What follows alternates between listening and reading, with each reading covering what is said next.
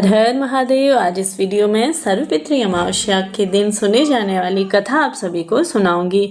तो जैसा कि 2 अक्टूबर के दिन अश्विन महीने की अमावस्या यहीं पे समाप्त होती है। इस दिन पितृपक्ष खत्म हो जाएगा। अश्विन माह की अमावस्या को ही सर्वपितृ अमावस्या कहते हैं। इस दिन तर्पण, श्राद्ध, पिंडदान करना चाहिए। साथ ही साथ दिव्यगत पूर्वजों की आत्मा को भी शांति के लिए इस दिन अनुष्ठान अवश्य से करने चाहिए। अगर पितृपक्ष में किसी मृत व्यक्ति का श्राद्ध करना आप जैसे भूल गए हो या तिथि आपको मालूम न हो किसी भी कारणवश, तो उनका श्राद्ध या आपको मालूम नहीं है तो उनका श्राद्ध कर्म इस अमावस्या पर अवश्य से ही करना चाहिए। इसके साथ ही पितृपक्ष से जुड़ी हुई कथा हम शुरू करते हैं। बोलिए सर्व पितृदेवाय नमो नमः। कथा के अनुसार प्राचीन काल में अग्निस्वात और बहिर्षपत नाम के पितृदेव रहते थे। उनकी एक मानस कन्या थी यक्षोदा के आश्विन माह की अमावस्या पर पितरों को प्रसन्न करने के लिए तप किया था। तपस्या से प्रसन्न होकर सभी पितर देवता अक्षोदा के समक्ष प्रकट हुए।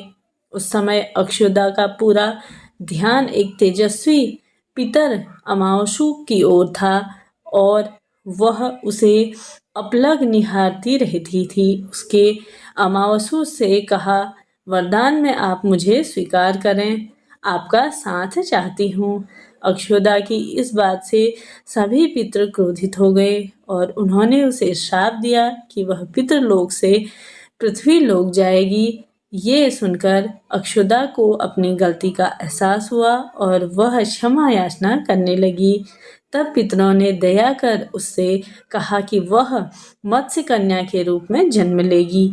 वहाँ ब्रह्मा जी के वंशज महर्षि पराशर उस मत्स्य कन्या को पति रूप से मिले और उसके गर्भ में से भगवान वेद व्यास ने जन्म लिया।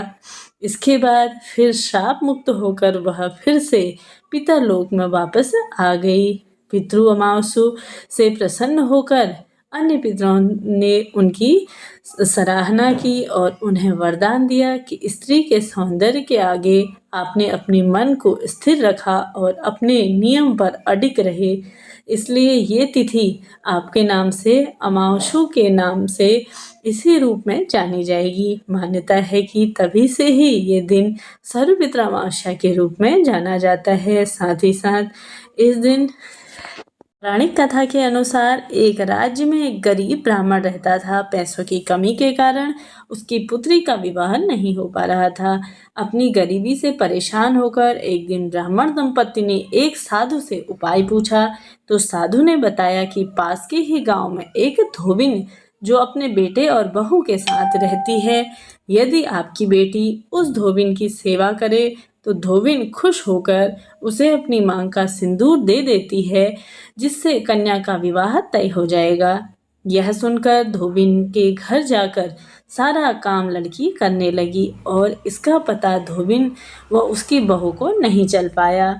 एक दिन धोबिन ने अपनी बहू से पूछा कि तुम इतना सारा काम इतनी जल्दी उठकर कैसे कर लेती हो? तब बहू बोली, मुझे लगा कि आप यह सारा काम करती हैं। धोबिन चौंक गई और उसने नज़र रखना शुरू किया।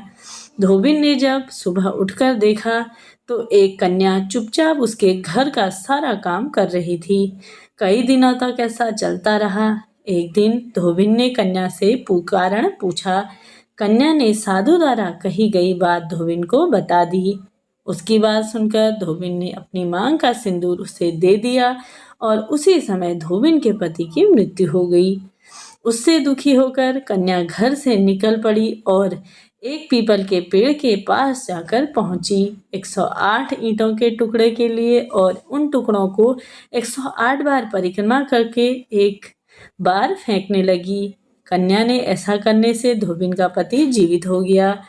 पीपल के पेड़ की परिक्रमा से के कारण कन्या को शुभ फल की प्राप्ति हुई। तो इस प्रकार से यह थी दूसरी कथा। अमावस्या के दिन पूजा करने के लिए सबसे पहले ब्रह्म मुहूर्त में आपको जागना चाहिए। उठकर सभी कार्यों से निवृत्त होकर स्नान आदि कर लीजिए। इस दिन गंगा स्नान करें और साथ ही यदि आप नदी में स्नान नहीं कर सकते तो अपने घर पर ही नहाने के पानी में थोड़ा सा गंगा जल अवश्य से ही मिला लीजिए। इसके बाद सूर्यदेव को अर्घ्य देना चाहिए। इस दिन भगवान शिव और माता पार्वती की अवश्य से ही विशेष पूजा करनी चाहिए। अमावस्या के दिन अपनी योग्यता के अनुसार, जो भी आपकी क्षमता सामर्थ्य है उसके अनुसार दान पुण्य अवश्य करें। इसे करने से मनोकामना आपकी अवश्य से पूर्ण होगी। साथ ही साथ पितरों की शांति के लिए तर्पण, श्राद्ध, इस दिन जो भी आप सबसे भूदान, गोदान, वस्त्रदान, जो भी आपकी क्षमता सामर्थ्य अनुसार है वह अवश्य से ही इस दिन आपको करना चाहिए। इससे आपके पितृ तृप्त होंगे तो आपके घर में सुख समृद्धि का वासा होगा। तो बोलिए पितृदेवाय नमो नमः।